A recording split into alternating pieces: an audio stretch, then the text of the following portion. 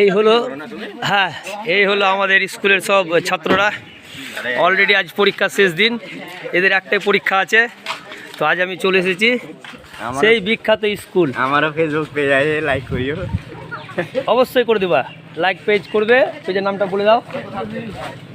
Facebook তো চালাই না, ইনস্টাগ্রাম চালাই, অনেক ফলোয়ার আছে এখন, তাও ফলো করে। নাম বলো, নাম না বললে কি করে জানবে? আই এম সুদীপ, কোনো স্পেস নাই। হ্যাঁ, আই এম সুদীপ, SUDIP। ঠিক আছে।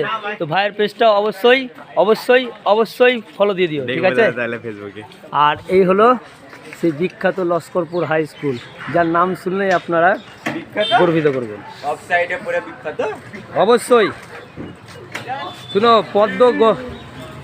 এক কথায় যাকে বলে না যে গোবরে পদ্ম ফুল, ঠিক এটাই হলো। একবারে প্রত্যন্ত গ্রামের মধ্যে এই স্কুল। তো স্কুলের পরিবেশ তো আগে ঘুরে এলাম, আর ঠিক এখান থেকেই শুরু করলাম নতুন ব্লগ। যদি এই স্কুলে পড়ে থাকো, আর ভিডিওটা যদি তোমার কাছে যায়, অতি অবশ্যই কমেন্ট শেয়ার করবেই।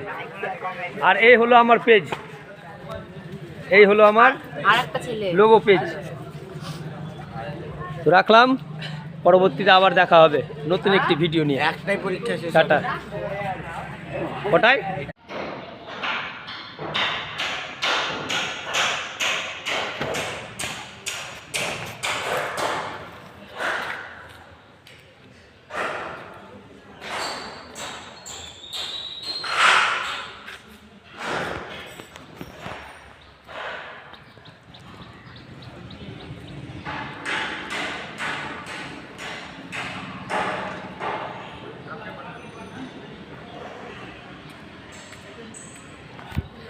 ভাগ্যবান তো তারাই যারা এই লালগোলা রাজারামপুর যাতায়াতের ঠিক মাঝখানে, চারিদিকে সবুজে ঘেরা একটা প্রত্যন্ত গ্রাম, সেই গ্রামের মাঝখানে আছে এই লস্করপুর হাই স্কুল।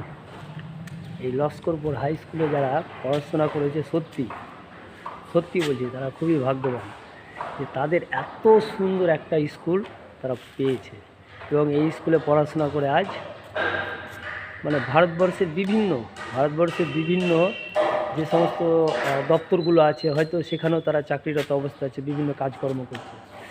তো এই স্কুলের এই যে এত সুন্দর একটা পরিবেশ, মানে এক কথায় বলতে গেলে আপ্লুত, না আমি বলে বোঝাতে পারবো না। তো বিভিন্ন ক্লাস কক্ষ থেকে শুরু করে বাইরে যে প্রেয়ার লাইনটা হয়, ঠিক আমাদের লালগোলা এমএ একাডেমি স্কুলে নতুন যে তৈরি করলো ঐক্যতান, ঠিক সেম টু সেম